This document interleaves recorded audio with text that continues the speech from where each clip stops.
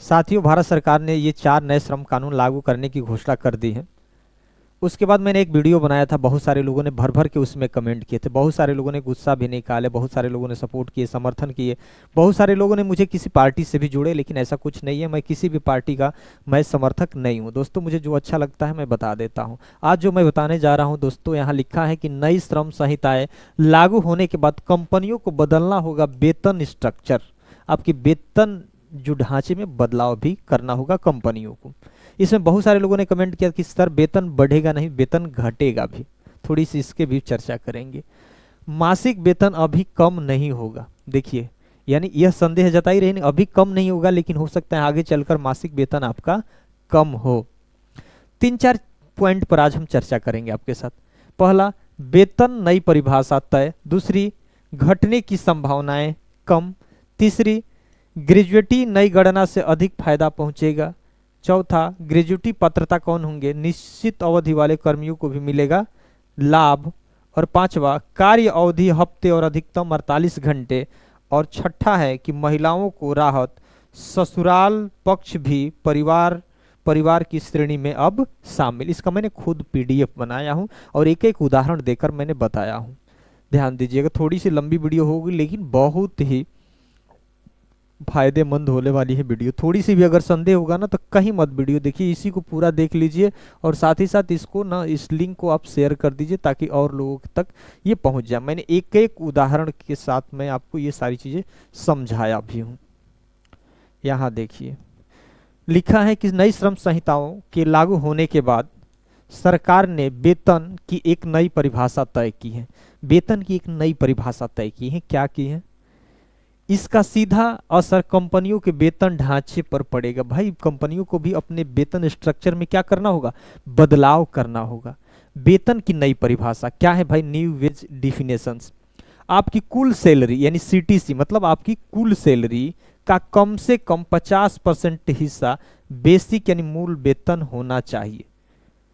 पहले क्या होता था, कंपनियां बेसिक बहुत कम रखती थी। इसका मतलब समझ लीजिए कि पहले आपका 20,000 कंपनी में तनख्वाह होगा, 20,000 तनख्वाह होता था, तो समझ लीजिएगा कि इसमें क्या करना है, 50% आपका मूल वेतन यानी जिसको बेसिक पे बोलते हैं, मूल वेतन रखना होगा, यानी 10,000 रखना होगा मूल वेतन। पहले कंपनियां चतुराई से क्या करती थी कि मूल वेतन जो है ना 10,000 रख के ना कितना रख देती थी, जैसे मान के चलिए 6,000 ही रखती, और इसी पर ना आपको पीएफ ग्रेजुएटी देगी, इसलिए आपको जो लॉन्ग टर्म में लाभ मिलता था वो कम मिलता था। इसलिए अब कहा गया है कि भाई जितनी सैलरी है आपकी, तो कंपनी को कम से कम जितनी सैलरी है आपकी उसका 50% क्या रखना होगा, आपका मूल वेतन रखना होगा। उस पर ना आपका पीएफ ग्रेजुएटी आगे चल के लॉन्ग टर्म में उसमें लाभ मिलेगा।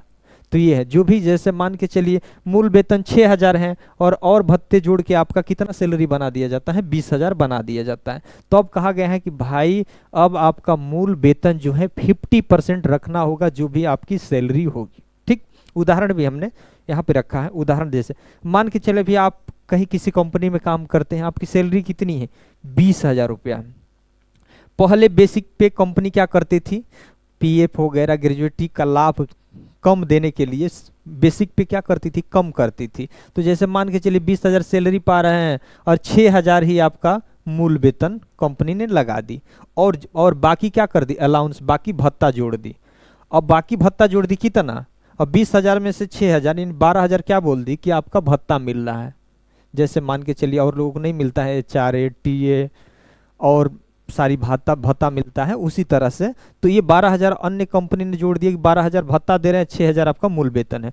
और बताइए, अब मूल वेतन पे ही ना आपका पीएफ कटता था, तो पीएफ मूल वेतन पे ही जब कटता है तो मूल ही वेतन 6,000 है तो पीएफ भी कम कटेगा ना, तो इस वजह से आपका लॉन्ग टर्म में लाभ क्या होता था, कम मिलता था।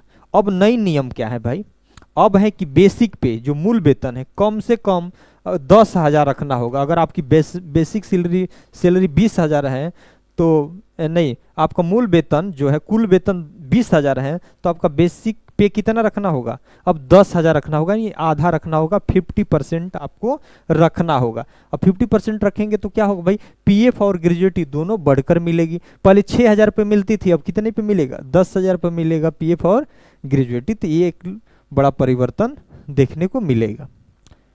अब यहाँ इसमें किसको शामिल नहीं किया गया है, इसमें देख लीजिए, अभी जो न्यूज़पेपर में जो खबर निकल कर आई है, इसमें एचआरए को शामिल नहीं किया गया है, जो मकान वगैरह का रेंट देने के लिए कंपनी या सरकार वहन करती थी, इसमें एचआरए को शामिल नहीं किया गया है, इसमें यात्रा भत्ता को शामिल नहीं किया गया है। ये जो भत्ता है, जो कंपनी कर्मचारी होंगे उनको ये सारी चीज़ें पता है, तो इसमें ये एचआरए और यात्रा भत्ता को शामिल नहीं किया गया है। दूसरी बात, अब क्या बदलेगा, सैलरी स्ट्रक्चर चेंज।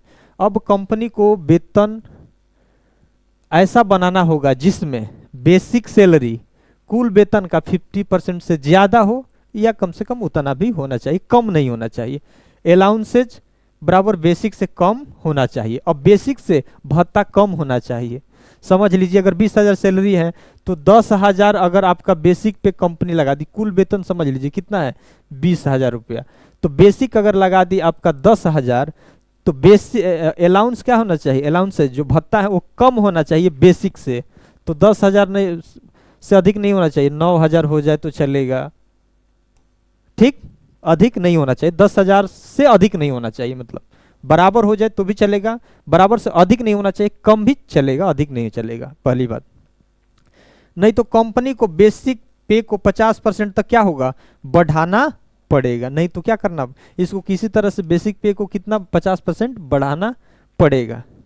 असर क्या पड़ेगा, कर्मचारी को पीएफ बढ़ेगा, बेसिक पे अगर बढ़ेगा तो पीएफ भी बढ़ेगा। पीएफ कितना लगता है भाई, जो बेसिक पे 12% कटता है ना, तो जैसे मान के चलिए पहले आप 6,000 आपका बेसिक पे था, तो 12% कटा तो कितना पर महीने खाते में जुड़ता था, 720 रुपया पीएफ खाते में जुड़ जाता था। उसके बाद अब कहा गया कि नहीं भाई 20,000 सैलरी है तो अब बेसिक पे आधा होना चाहिए, यानी अब 10,000 होना चाहिए। अब आपके खाते में पर महीने कितना जुड़ेगा भाई, 1200 जुड़ेगा। तो बताओ जी, पहले 720 रुपये पर महीने खाते में जुड़ता था पीएफ में, अब 1200 जुड़ेगा, तो लॉन्ग टर्म में आपको अधिक फायदा मिलेगा ना, तो ये लॉन्ग टर्म में फायदा आपको दिखने वाला है, पीएफ अब ज़्यादा होगा, लॉन्ग टर्म में फायदा मिलेगा। दूसरी बात, घटने की क्या संभावना है भाई, थोड़ी सी इस पर नज़र डाल लेते हैं।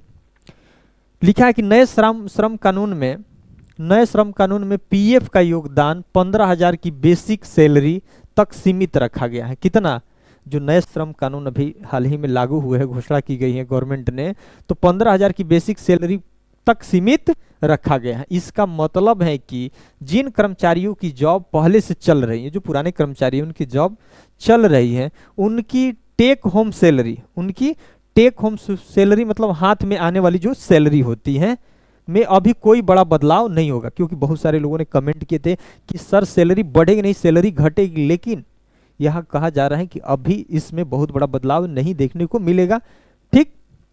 लेकिन नए कर्मचारियों को रखते समय, अब जो नए कर्मचारी हैं रखते समय कंपनियां उनके वेतन स्ट्रक्चर को नए नियम के हिसाब से अब सेट करेंगी, ठीक। जैसे बेसिक सैलरी 50% रखना है, तो जो भत्ता है ना 50% से अधिक भी नहीं रखना है, कम रखना है, लेकिन बेसिक पे 50% रखना है। अब इसमें ये नए कर्मचारियों के लिए है। अब जो भी कंपनी अब किसी को भी हायर करेगी, अपने अनुसार उनका वेतन स्ट्रक्चर क्या करेगी, सेट करेगी। पुराने कर्मचारी को थोड़ा सा समझ लीजिए, दोनों उदाहरण लिए हैं, एक पुराना कर्मचारी का, एक नया कर्मचारी का। जैसे मान के चलिए राहुल की बेसिक सैलरी कितनी है, 20,000। पुराने आप कर्मचारी हैं, आपकी किसी कंपनी में कितनी सैलरी है, 12,000 है, सॉरी 12,000 रुपया। कंपनी पीएफ देती है, 12% देती है पीएफ पर, तो 12,000 का 12% देगी तो कितना होगा, 1,440 रुपया, ठीक। क्योंकि यह 15,000 से कम है, 15,000 से क्या है, कम है, क्योंकि यहाँ पर नए श्रम कानून में 15,000 तक क्या है, सीमित है पीएफ, तो ये 15,000 से कम है। इसीलिए नया नियम आने के बाद भी पीएफ इसी पर कटेगा, पीएफ इसी पर कटेगा, ठीक है, इसी राशि पर कटेगा। मतलब राहुल की टेक होम सैलरी में कोई कमी नहीं आएगी। जो पुराने कर्मचारी हैं उन पे कोई कमी नहीं आएगी, जिनकी सैलरी कितना है, 15, बेसिक सैलरी 15,000 तक सीमित रखा गया है, उनके सैलरी पर किसी प्रकार की कमी नहीं आने वाली है। दूसरी बात, नया कर्मचारी होंगे तो भाई कंपनी क्या करेगी, अगर नए कर्मचारी होंगे तो कंपनी क्या बदलेगी भाई। मान लीजिए कि अजय को कंपनी में कुल सैलरी 30,000 पर रखना चाहती है। कोई नया कर्मचारी किसी कंपनी में गया, कंपनी में गया अजय, और अजय को उस कंपनी ने 30,000 पे रखना चाहती थी अपनी कंपनी में। तो पुराने नियम में कंपनी ऐसा करती थी, कैसा करती थी, ध्यान दीजिए। बेसिक 10,000 रख देती थी, बाकी अलाउंस दे देती थी। समझे आप, थोड़ा सा एक बार इसको और बारीकी से समझ लीजिए। अजय नाम का कोई लड़का है, उस कंपनी में जाते हैं और कंपनी उसको 30,000 पे रखना चाहती थी। कितने पर, 30,000 पे रखना चाहती थी। तो पहले क्या होता था ना, आपका मूल वेतन 10,000 कंपनी लगा देती थी। कितना, 10,000 लगा देती थी, अब 20,000 भत्ता दे देती थी। कितना, 20,000 भत्ता दे देती थी। और आपका पीएफ ग्रेजुएटी का लाभ तो इसी पे ना मिलता था। तो अब अगर 30,000 पे रखेगी कंपनी, तो अब मूल वेतन कितना लगाएगी, आपका 15,000 रुपया लगाएगी, और 15,000 से थोड़ा कम आपका भत्ता भी देगी। तो अब ये 15,000 जब मूल वेतन लगाएगी तो आपका पीएफ ग्रेजुएटी का लाभ मिलेगा ना। तो ये चीज़ें हैं। तो जैसे बेसिक सिर्फ 10,000 पहले लगाती थी कंपनी, बाकी अलाउंस दे देती थी पीएफ कम रखने के लिए। कंपनी भी चतुराई करती थी ना, भत्ता ज़्यादा दे देती थी ताकि पीएफ कम देना पड़े आपको।